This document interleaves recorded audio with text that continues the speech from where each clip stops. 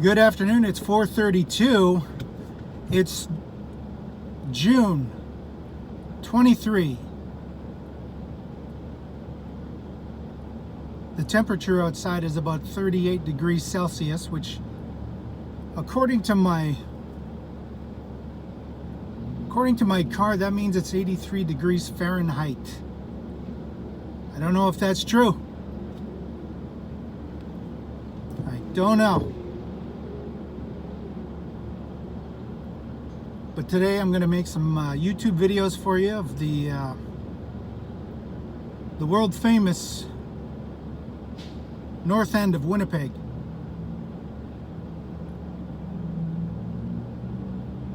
Currently we're on Inkster Boulevard and McPhillip Street.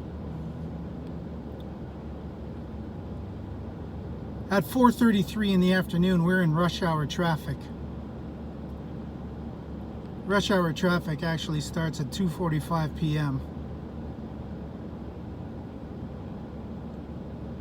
Now, Winnipeg wasn't that big of a city when I was a kid, so we didn't have as many cars as you're seeing today.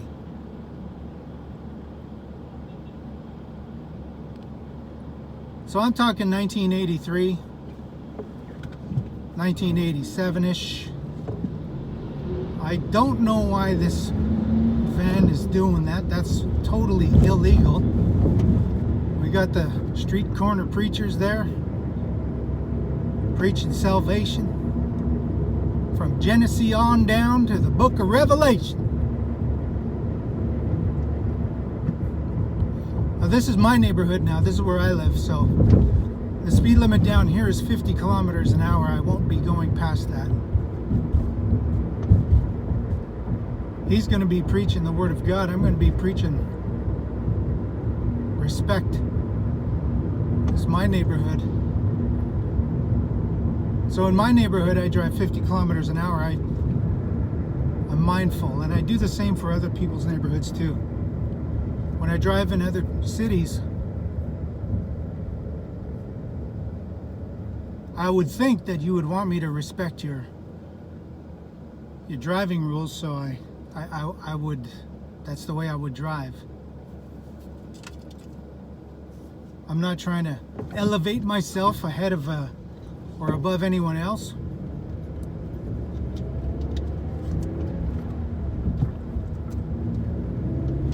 That's just my predisposition. Find them and grind them.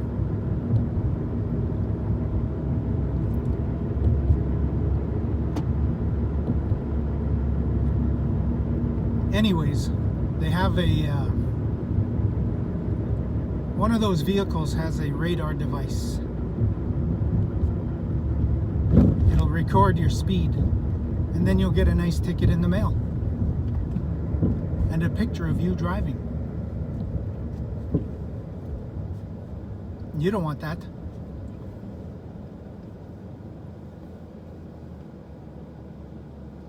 So the city councilor for my neighborhood here is Ross Eady.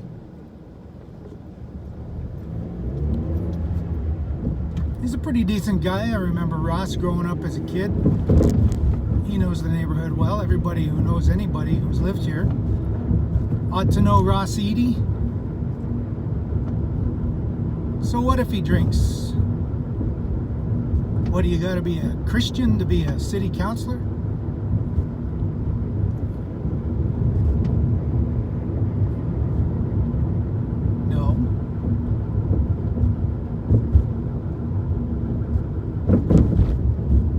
Giving him a hard time because they caught him drinking one time.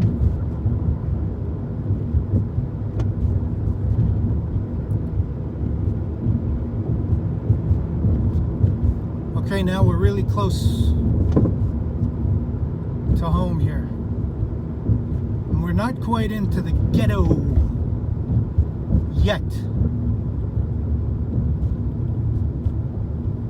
If you take a left here, you would be officially out of the north end. We are on the north side. This side of Inkster Boulevard is the north end. they don't call it the North End anymore. I'm going by the old school rules. Like when I was growing up as a kid, everything up to Inkster Boulevard was the North End. But the city zoning has the North End going all the way up to Lansdowne over there, which is to the left by one street over.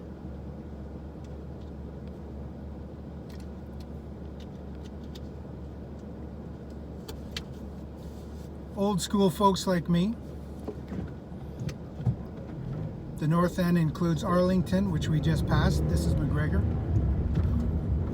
Arlington is the other main thoroughfare we just passed over the set of lights behind us.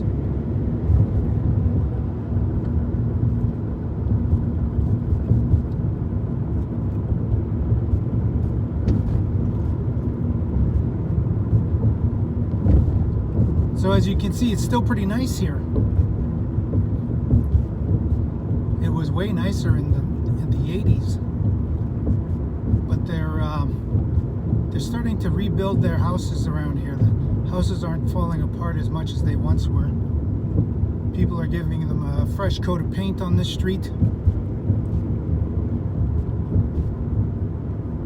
The neighborhood is pretty decent. There's a lot of dogs though. I'm not a fan of dogs. You like dogs? What? Dogs, you like dogs? Oh, dogs. Yeah, I like dogs. No, I don't like dogs. I'm just kidding.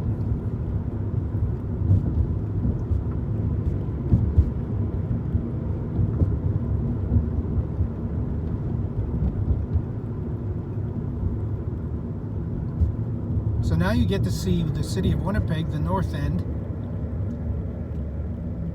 but you get to see it from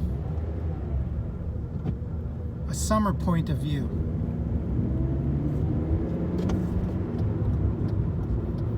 Gangster! Is that a gangster? Maybe, maybe not.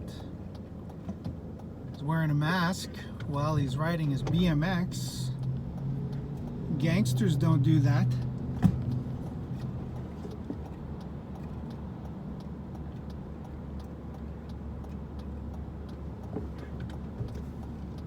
We got any more pedestrians?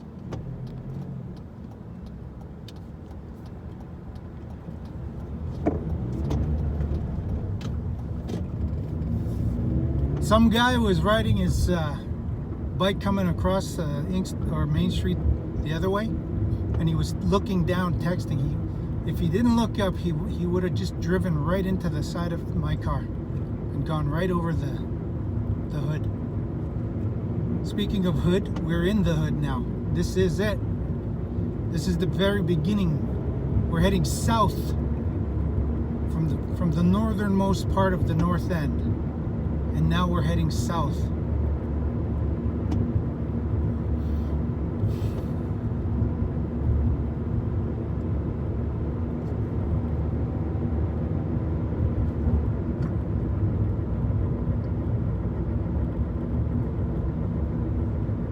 Marijuana was legalized recently, so now we're seeing a lot of marijuana shops popping up around the neighborhood.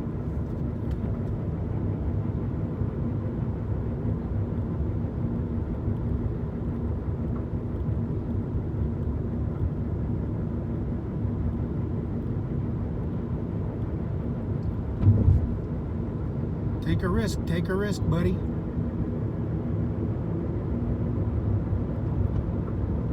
I got insurance.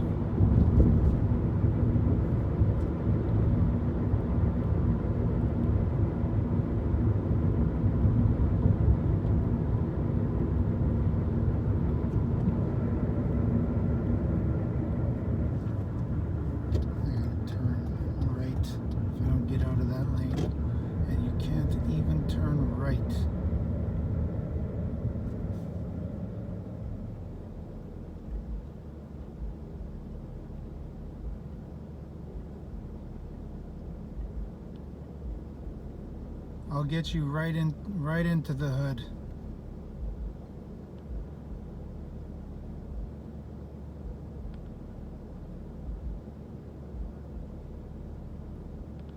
So it's 2022. This neighborhood wasn't so bad when I was a kid. But a lot of things have happened. We have a lot of poverty, and because of racism, we have oppressed groups. The racists, the people who believe in race, they call it BIPOC. BIPOC stands for Black, B is for Black, I is for Indigenous, and then POC is people of color. Well, you may as well just say black and brown people.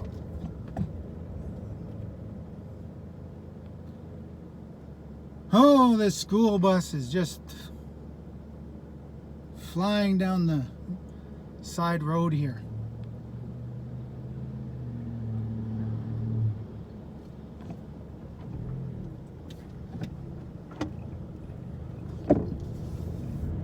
Fly that school bus down the side road, bro. Put everyone in danger.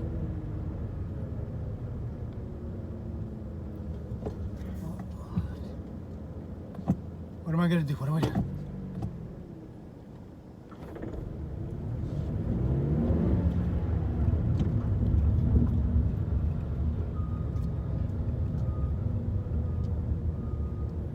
What do I do? Oh! That's the fireman.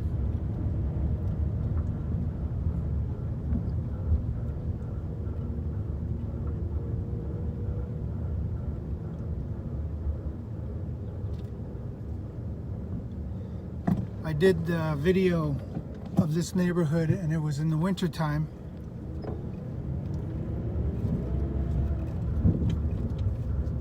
And you couldn't see anybody because it was like minus 30. So we're going from one extreme cold, extremely cold. When it's that cold, the gangsters, they stay out. They stay inside. They don't come out. The gangsters, they hide and stay warm.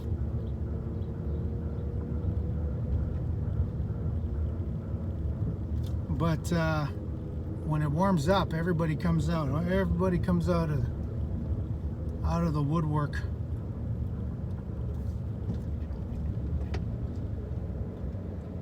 To our left, you're going to see this building here. It's called Inner City Youth Alive. It's some kind of a Christian outreach place. They don't do any outreach here. I think they just got a tax break for building in this neighborhood and developing here, so they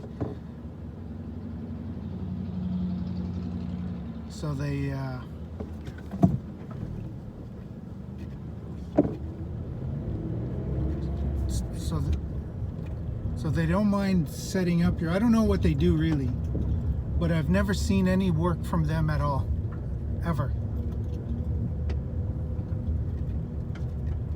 But they're here. I don't know what they do. I don't know if any youth go there from here.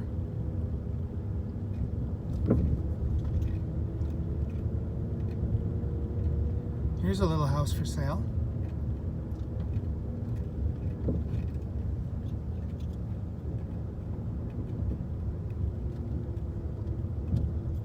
Looks like it's brand new. Brand spanking new. There's that house I was telling you about in my last video. This house is Notorious. It's been here since, and I lived in that one there, 270 Powers. It didn't look like that when I lived there.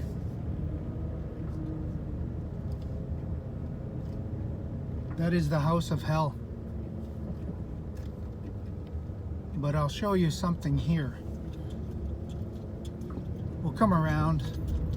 We'll go down this back lane.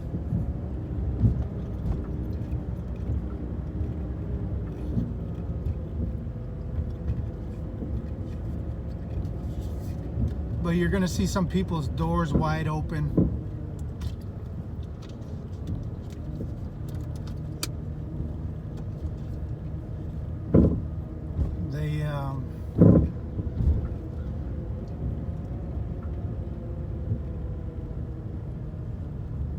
They don't have air conditioning, so it's hot. So they just leave the doors open. When I was a little kid, I didn't see my daddy for months. And I guess he decided, okay, we're going to sober up. And then he was going down this back lane on his 10-speed to go to church. He was going to sober up, and he's going to church. And there I was, little 7-year-old, trying to run. I didn't want my daddy to go. I hadn't seen him for fucking ages. So I was running down this back lane there,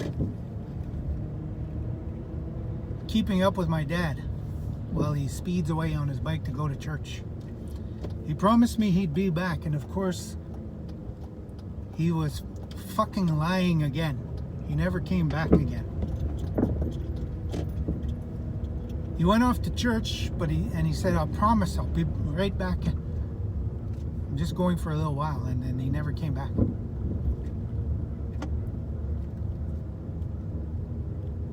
So we had to wait. We had to sit around and wait for him again. There's nobody. We lived at that house there on 270 Powers. There was nobody. No food. Nobody.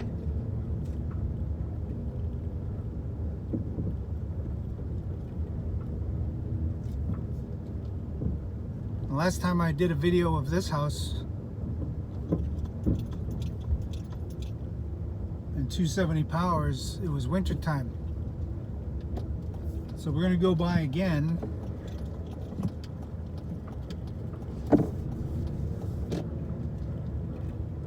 To show you the house with the door wide open.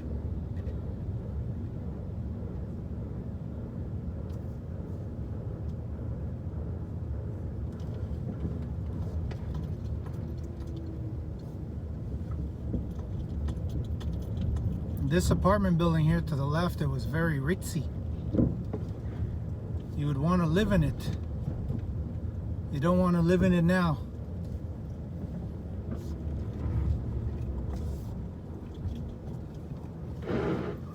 Find them and grind them.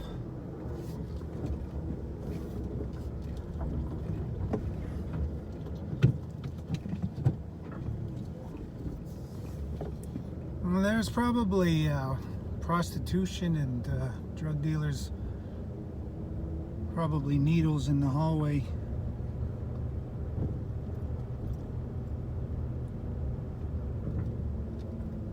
I'm not judging folks.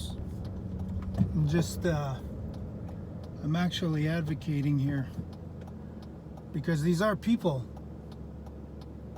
They're just struggling.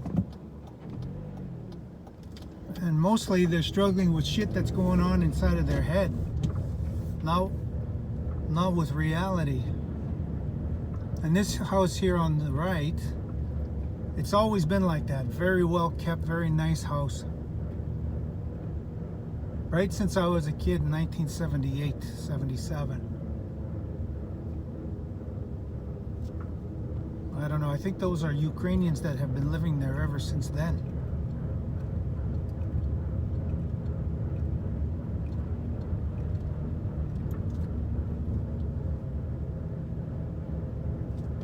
Probably still living there.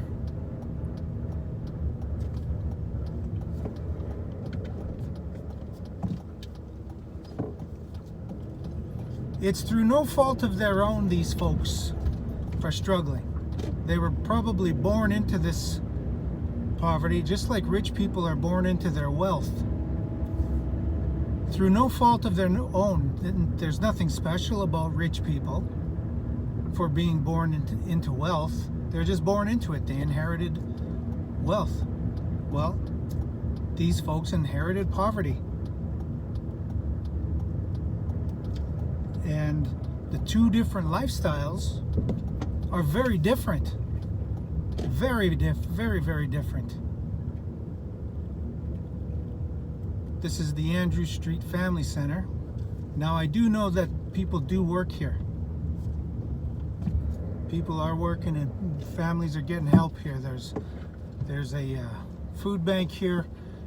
It's a resource center for families. They're still doing that good work, getting people lined up with employment, helping them with their resumes. One of the main things about living in this neighborhood is a lack of self-confidence. A lot of people don't have any self-worth. Well, how can you feel any self-worth if you when part of your identity is wealth? Worth. If you've got no money, then you're worth less. You know what I'm saying? You're worth less. I'll put my hazards on here to let this person know there's a little kid here trying to get his teddy bear. Oh, he doesn't give a fuck. He just wants me out of his fucking way.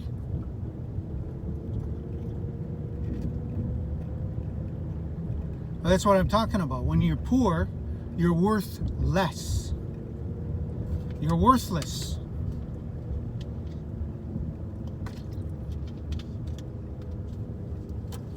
And when you have money, you're worth more. You're worth more. You're worth something. But you're worth more with the mindset of classism. So in classism, you're an upper class. That car up there, that white car, the driver of that white car believes in classism, which is total imagination, is bullshit. Nobody's worth more than another person, except in a capitalist classism society. If you believe in that shit, then you're better. You're better than. You believe you're better than these people. And you're probably convinced of it. But not only that, you convince these people that they're worth less. That they're worthless.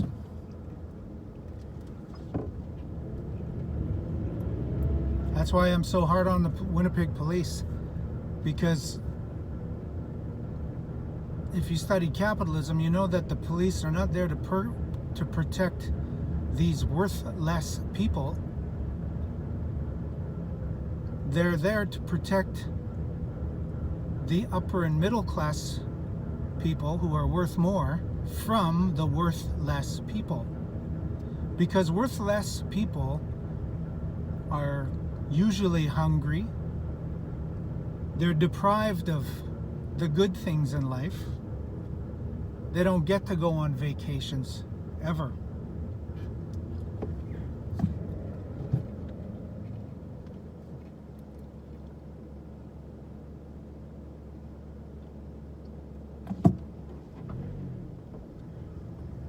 So a lot of people here are pretty convinced that they're worthless. Our classism society has them convinced that they're worthless.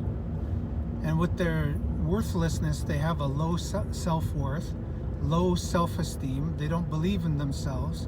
But the Andrew Street Family Center is a resource center that helps people to come to know about the different dynamics of oppression that they face,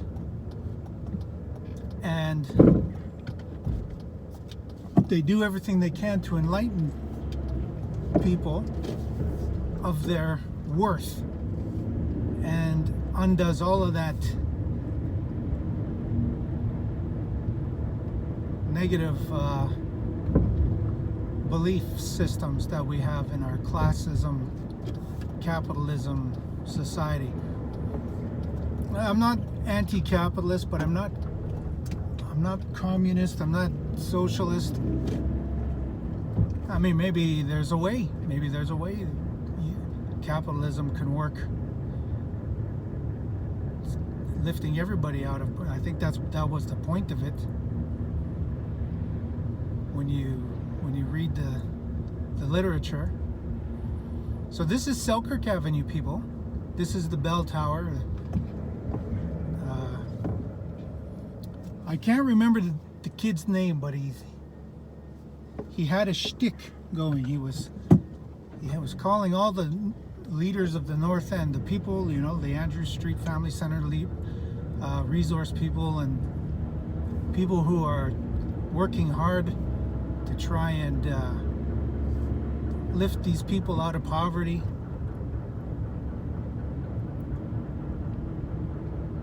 We just drove past the North End Community Renewal Corporation, which is not an Aboriginal organization, but it is serving Aboriginal people in the North End, of which Aboriginal people, they're of a higher demographic.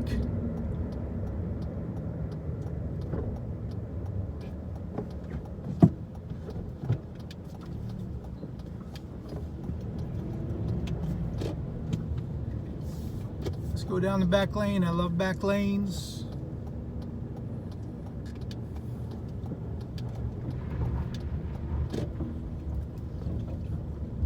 There's a lot of Aboriginal people here. In my last video, I was sort of talking about that, how this used to be a Ukrainian neighborhood, and the Ukrainians were doing the same thing. They had come from Ukraine. There was Polish people here, Jews, all kinds of European immigrants that British people didn't like and the French people didn't like them. So they put them in this place. They ghettoized them, and we call it the North End. But throughout the years, from 1870 to 1930, you know, things changed. And those Ukrainians and those Polish people, they started getting better jobs, I was telling you, and then they became the landlords of the North End. So they were renting out to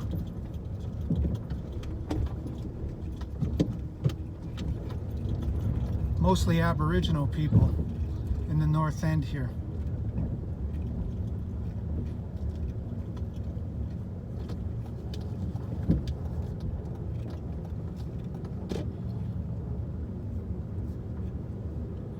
Now this neighborhood, as you can see, it is family oriented. It's just not wealthy family oriented. You know what I mean?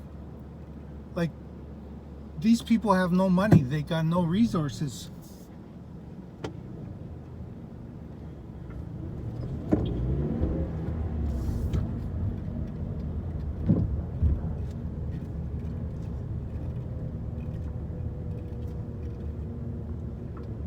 So they don't really, they can't travel very far. They have to walk or take the bus.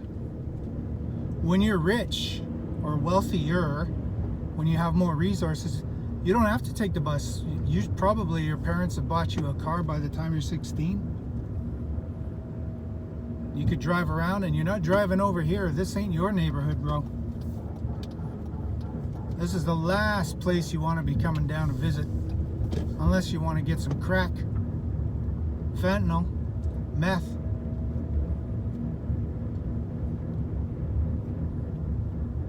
But you probably got the good stuff over in your own neighborhood anyways.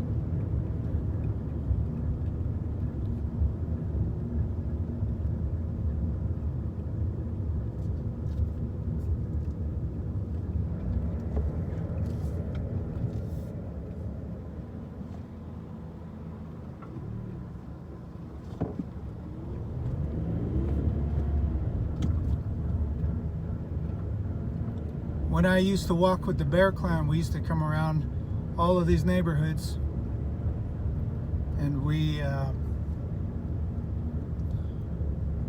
talked to the people. We would pick up needles off the ground, try to make the neighborhood safe that way, and we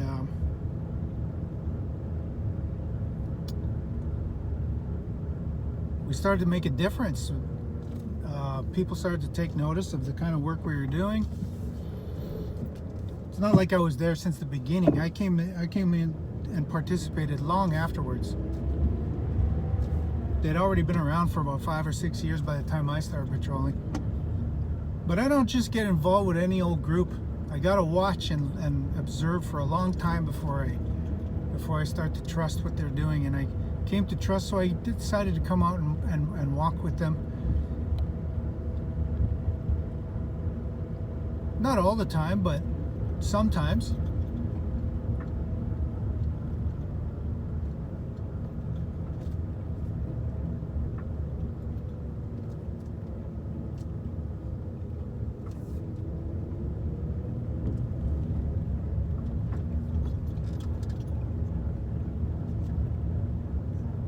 It's not too bad over here.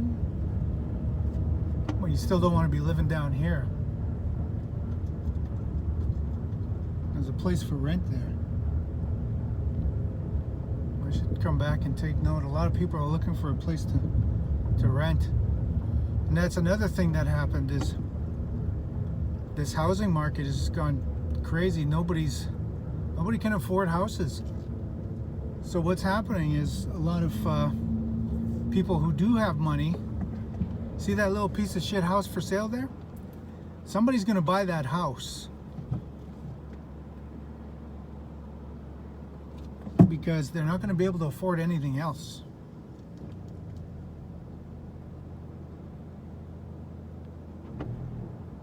And that house is gonna be very expensive. But they're going to move their family in there and they're going to fix it up and they're going to try and make a go of it. They're going to, in their imagination, they're going to say, how can we make this place our place? How can we make this place our home? Even though everybody around us is living in a shithole, how do we make this our home? There's a dog taking a shit right there in his own yard.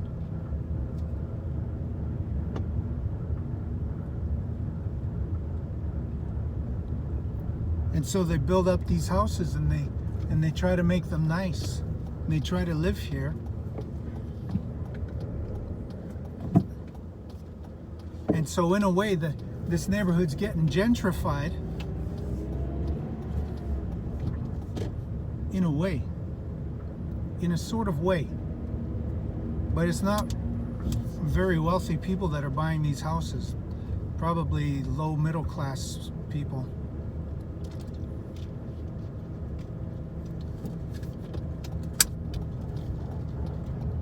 But look what they're doing, right? They're buying these piece of shit houses and they're building them up because houses are very expensive right now.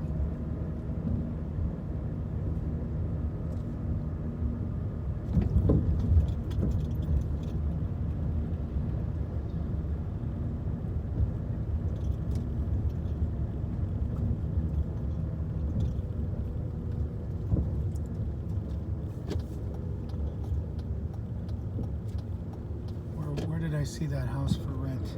Was it one more street down?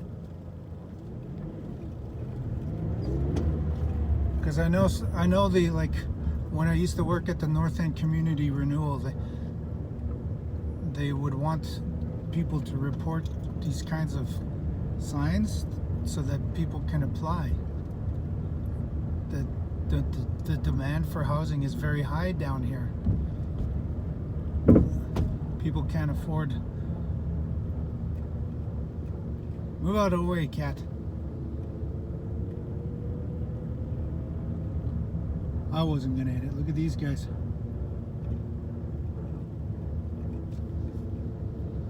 They're using a weed whacker to chop down a lawn that hasn't been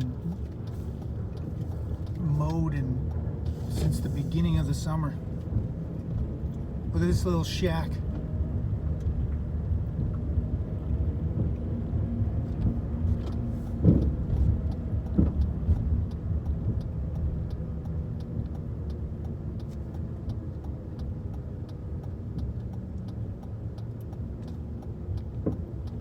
So it's not like these people who qualify for a mortgage would want to buy a house here for $120,000. These are not $120,000 homes. These are $35,000 to $65,000 homes, but the housing market is so hot right now. They're selling for $120,000 to $150,000. Some of them are going for $160,000, $175,000. And you got to be able to have a certain income to be able to qualify for a mortgage that allows you to get a mortgage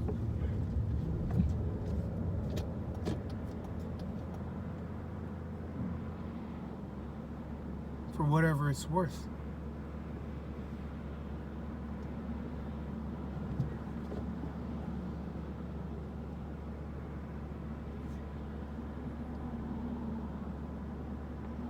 And then what happens is these guys, these families, they don't want their kids living in a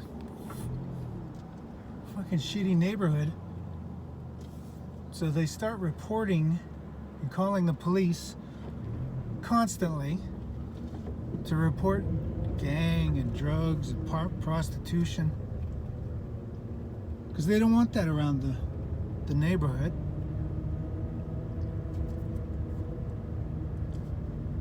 Where did I see that rent sign?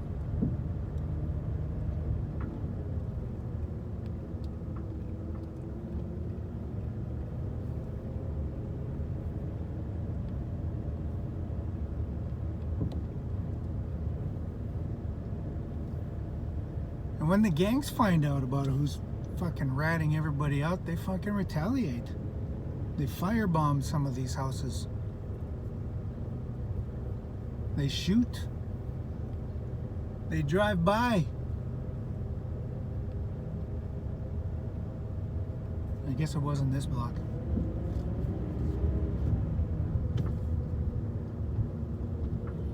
And then they force the families out. Families are selling.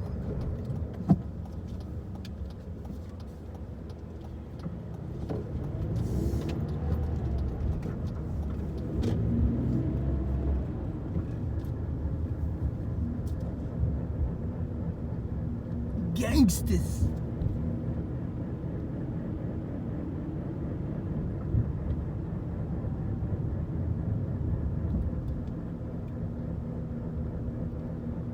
See, the last time we came down here, it was winter time,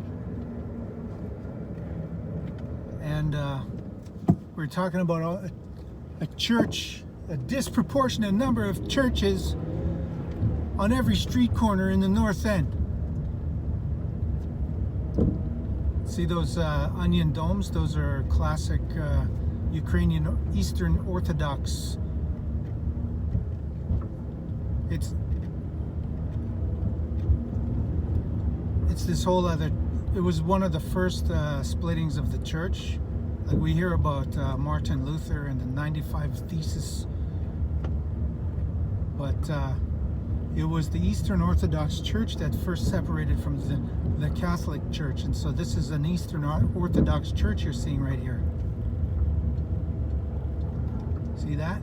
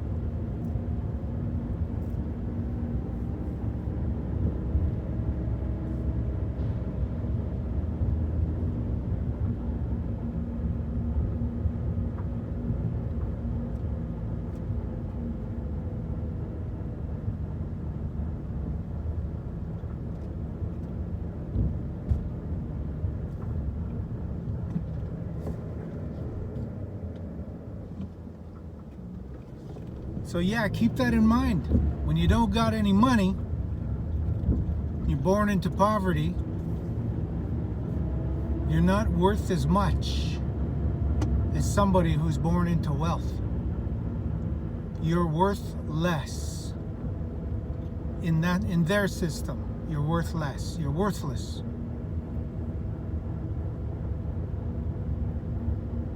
But you don't have to live in their system. You don't have to believe that if you don't want.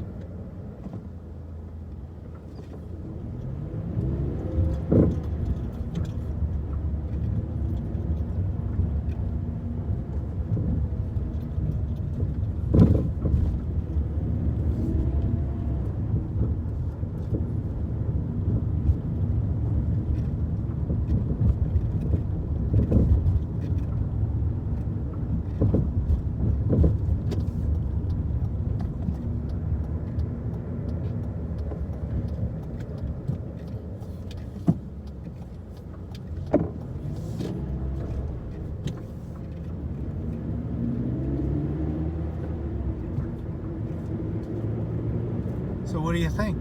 What do you think? See, that's a Catholic church right up in front of us there. That's what you see right there. The Catholics. This place here on the right, so it's called Oyate Tipi. That's another resource center. They, because we have a bedbug problem here, they help with treating furniture that's has bed bugs eggs on it, so they'll heat treat it so the bed bugs will die.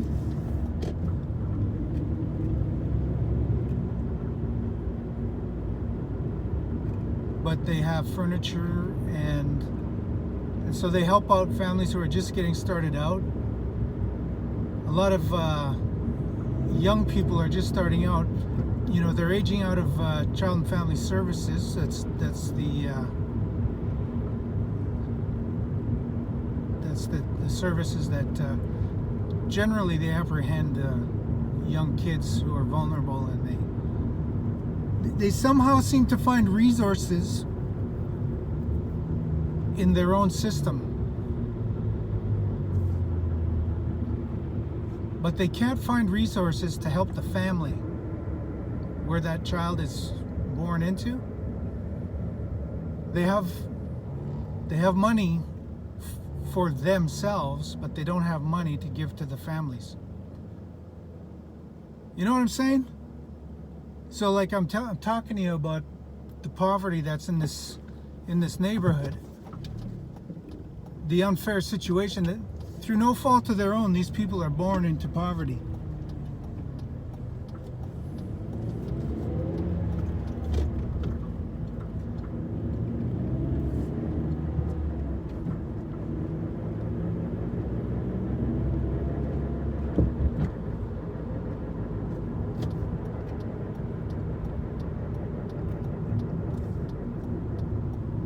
And they have children.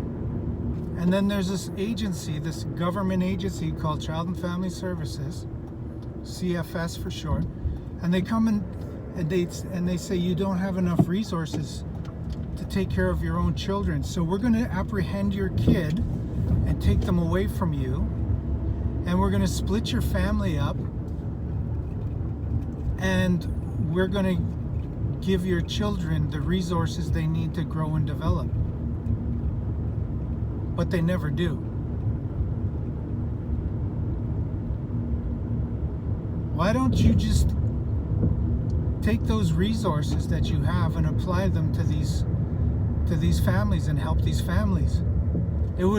Doesn't it make more sense to do that rather than to separate families, forcibly remove children from these homes? Do you know what it's like for a mother to be separated from her child?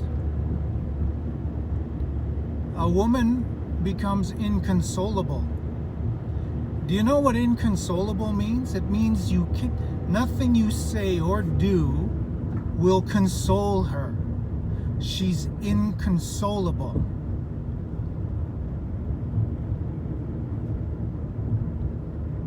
when you take her kid away from her. When you have the resources to help her, but you don't. That's the system that we have here in Manitoba. And we have a conservative government that believes that you can just lift yourself out of this poverty. Just like that. Just pull your socks up, pull your sleeves up, work hard. Work hard.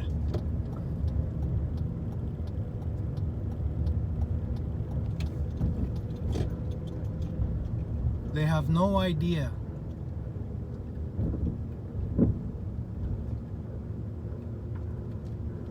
But they say, well, just turn your life over to Jesus. Jesus will save you. And a lot of these people have, but Jesus hasn't saved them. They go to church. They praise the Lord. They sing praises unto the Lord. But they're living in dysfunctional systems because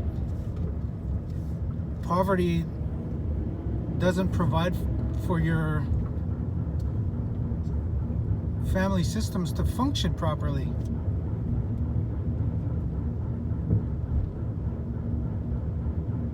So you have to grow and develop in dysfunction. You're probably going to be dysfunctional.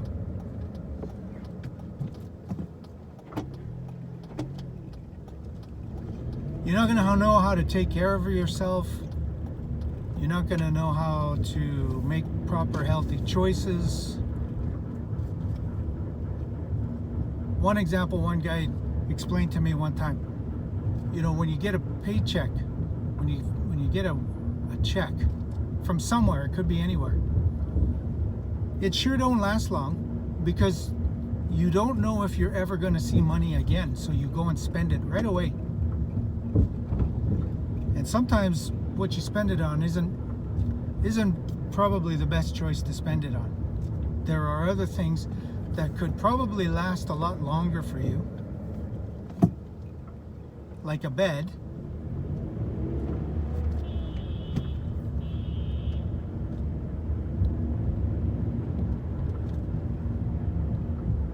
Maybe some clothes. And I'm not talking about going out and buying yourself some fancy ice. But that's what they do. They may not ever see money again, so they spend it right away.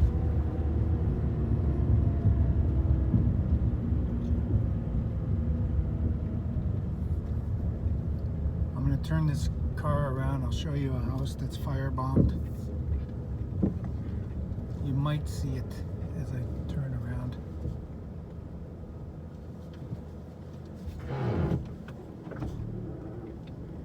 Find them and grind them.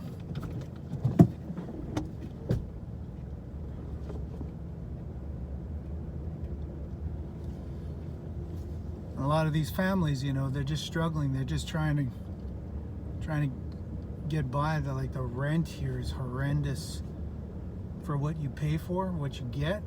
It's horrible.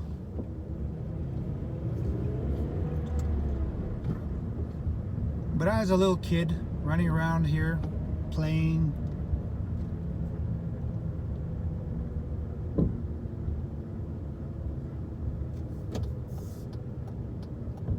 '77, '78.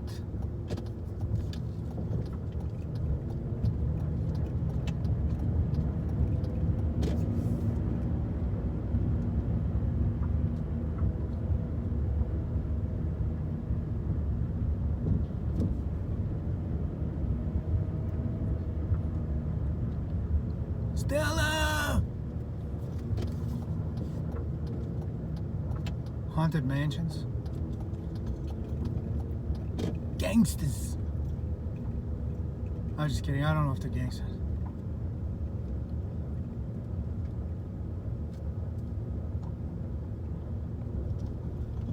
See if I can whip around these guys. I don't know. Looks pretty narrow.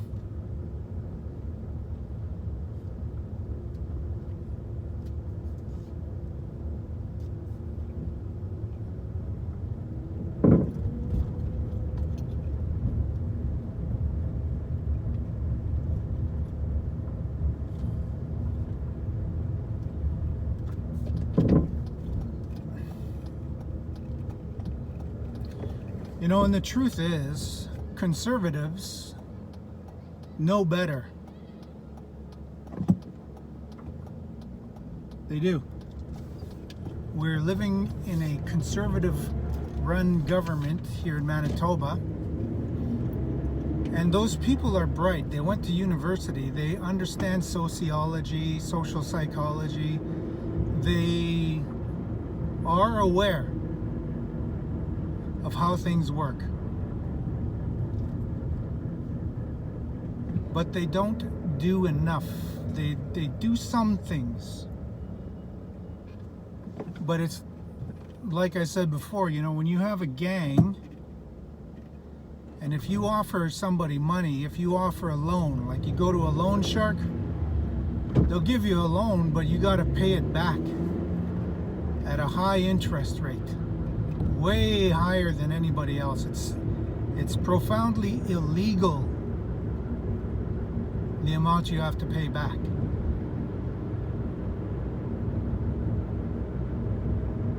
Or, you know, you can pay it back in other ways. But once you owe, you're in their pocket. You're in the pocket of a gangster.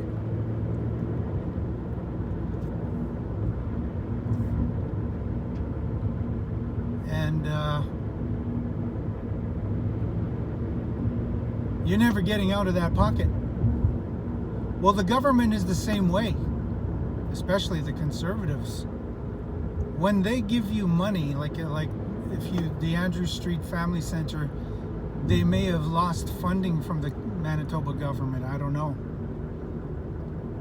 But you've got to kiss ass pretty good to get funding from the conservatives here. So when they first came into power, a whole bunch of social programs got cut. A whole bunch things that were lifting people out of poverty, making a difference, you know, changing the hearts and minds of the poor people who were born into a system that has convinced them that they're worth less because they're poor.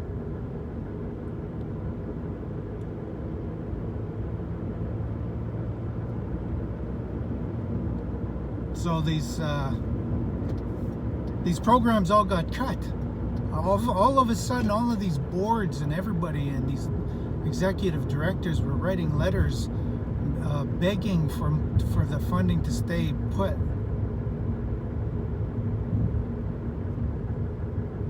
And one by one, all of these programs got cut.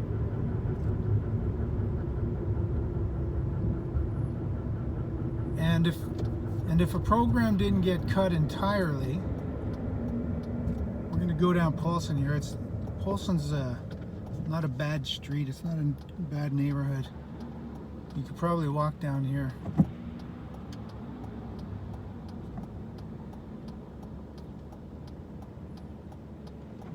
Programs that didn't get cut, or their budget was lessened. They didn't get as much as so they would have to cut programming. So a lot of these programs, a lot of these family resource centers were eliminated, and all that does is make poverty really bad, really bad. So we're about, I guess, 4, 5, 6, 7, almost 7 years into the conservative budget cuts for social programming that would help people in the North End to live lives of dignity and self-worth. Wow, lots of houses for sale over here. They all got cut.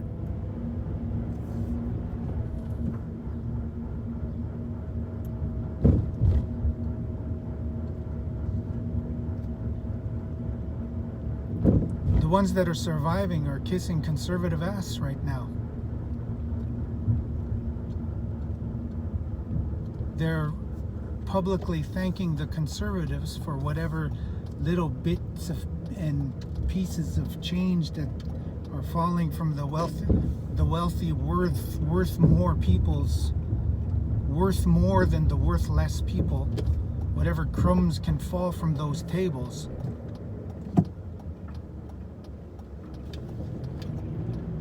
Worth more, worth less. This house would probably go for just a little wee tiny house. It's probably going to sell for $170,000.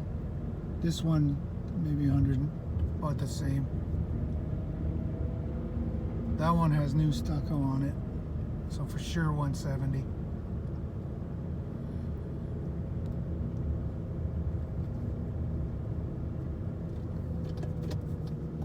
So that's it. That's the programming for tonight's show.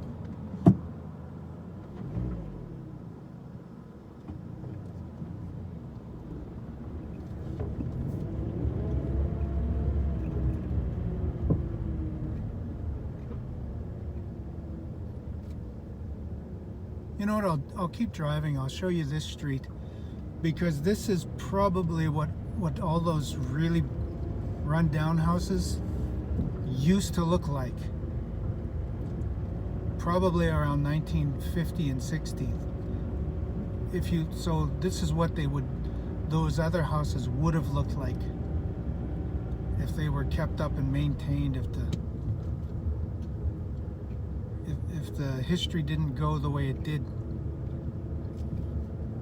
So these houses are pretty good, pretty decent, right?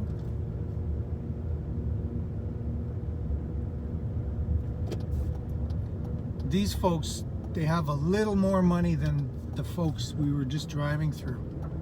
A little more, because they have jobs like these guys have. And they're probably living in these kinds of houses. So what you're seeing here is probably what those houses, oh, look at the rain. Look at those beer clouds. Those are beer clouds. So these houses are probably what those other houses would look like.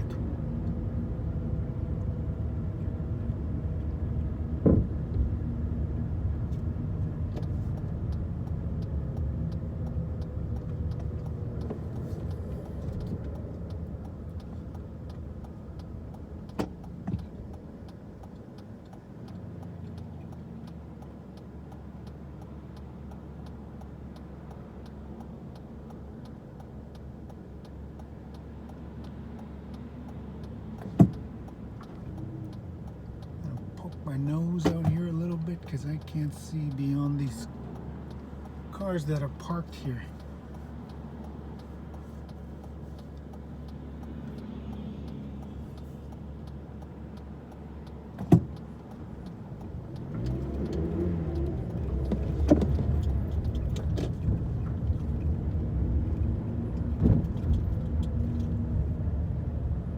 All right, it's 5:30.